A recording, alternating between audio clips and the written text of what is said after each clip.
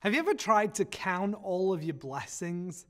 Like all of the good things that you have in your life? I mean, have you ever tried to sit down and write a list of all of those things? I'm not sure there'd be enough paper in the world to be able to write down all of our blessings.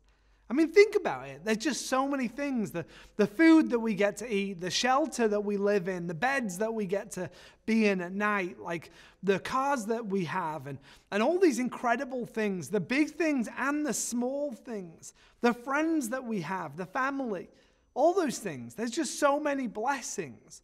And your blessings might look different from my blessings, but we're all really blessed. In our Big God story today, we're looking at how God blesses his people.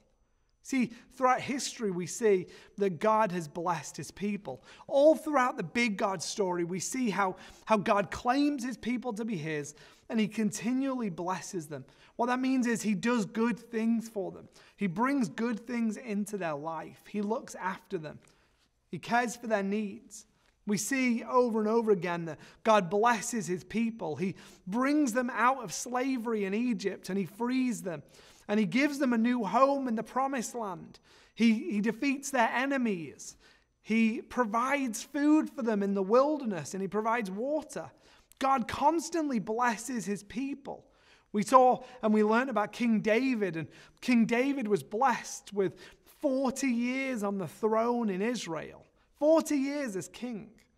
His son took over from him. What a blessing that would have been to see Solomon, his son, succeed him as king. In our story today, Solomon was even blessed by God. You see, God had been pleased with Solomon's extravagant offerings and sacrifices. And so God spoke to Solomon and said, "What is one thing you want? What's one thing that I can do for you, I can give to you?" That's a pretty crazy request. Imagine if God said to you, "What's one thing you want?" Most of us would ask for money, or we'd ask for seeing our favorite celebrity, or be really famous, or something really silly like that. But that wasn't Solomon. See, Solomon, he knew that God had been really faithful to his father David. He knew that God had blessed David. And so Solomon wanted to be a good king like his father David. So Solomon asks for wisdom. He asked for wisdom so he could be a better king. And God was really pleased with Solomon's request. God was so pleased that he says this, "Since you've asked for this and not for long life or wealth for yourself, and you haven't asked for the death of your enemies, but for wisdom, I will do for you what you've asked." He goes on to say, "I will give you a wise and discerning heart, so there will be no one ever like you." He was basically saying, you'll be the wisest person in all of history. And even in the future, there'll be no one as wise as you. And then he finishes by saying this, "Moreover, I will give you what you have not asked for, both wealth and honor." Isn't that crazy? Solomon asks for wisdom. God gives him great wisdom, wisdom beyond anyone else.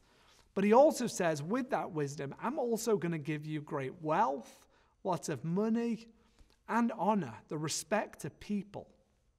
It's pretty incredible, the amazing ways that God can bless his people. God blesses even today. You may look at your life and you may not think that you have the greatest wisdom or the great wealth. And maybe that's not how God's blessed you and me. But God does bless us.